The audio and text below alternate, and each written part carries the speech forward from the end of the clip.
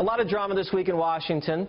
Waters World is going to break it down for you, but before I begin, I want to state one thing for you very clearly.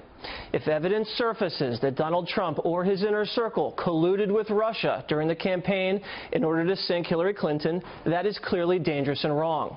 And if evidence surfaces that President Trump or members of his inner circle committed a crime, there should be consequences. But listen carefully. We have not seen any evidence, not a shred. That's a fact. Right now, I believe this is an investigation in search of a scandal. In America, you are innocent until proven guilty.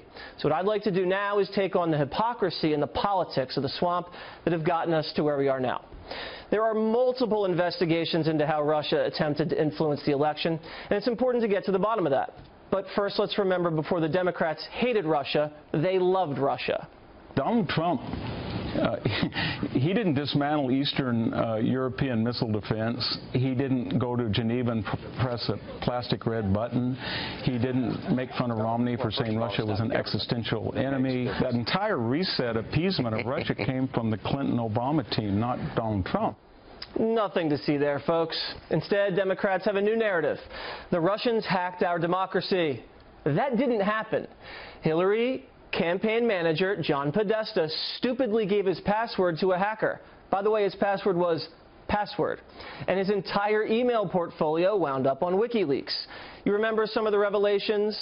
Chelsea's annoying, Hillary naps a lot, and the campaign worried about more bimbo eruptions from Bill. But what does that have to do with Donald Trump? I have no idea.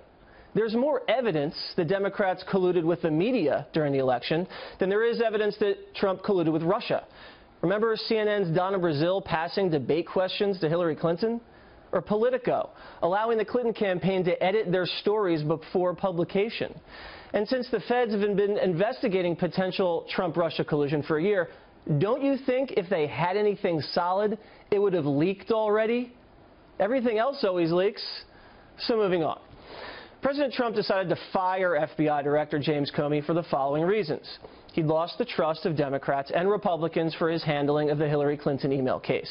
He'd lost the trust of his superiors at the Department of Justice, and he continued to seek attention in the public arena. Personally, I believe there were more reasons for Comey to get canned. His department whiffed with the Orlando nightclub shooter and the Boston Marathon bombers.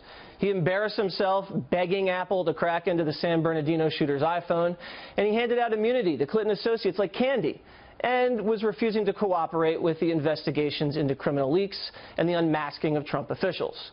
But President Trump allegedly, and I say allegedly because even this is according to anonymous sources, told Director Comey he hoped General Flynn would be cleared. For that, taxpayers have hired a special counsel to investigate obstruction of justice. Hoping for something to happen is not obstruction of justice. Democrats calling for impeachment based on obstruction of justice must be forgetting President Obama interfered in both Clinton and IRS investigations with chilling public statements. It is important for her to answer these questions to the satisfaction of the American public, and they can make their own judgment. I can tell you that this is not a situation in which America's national security was endangered. Not even mass corruption, not even a smidgen of corruption. And President Obama got his way on both of those investigations, didn't he? I don't recall the media hammering him. Maybe President Trump should have had the Comey dinner on a plane on a tarmac instead, like Bill Clinton did with Obama Attorney General Loretta Lynch, who was investigating his spouse. The only thing Trump obstructed was Hillary moving into the White House. You can't have a cover-up without a crime. Firing an FBI director who everyone had lost trust in is a cover-up, but keeping a secret server, deleting 30,000 emails under subpoena, and smashing BlackBerries with a hammer, that's not a cover-up? We are witnessing open political warfare against the President of the United States, being waged with his own federal government, Democrats, weak-kneed Republicans, and the vicious mainstream media. Even after Trump beat back 2 political dynasties and the D.C. establishment in November, the swamp has become more dangerous.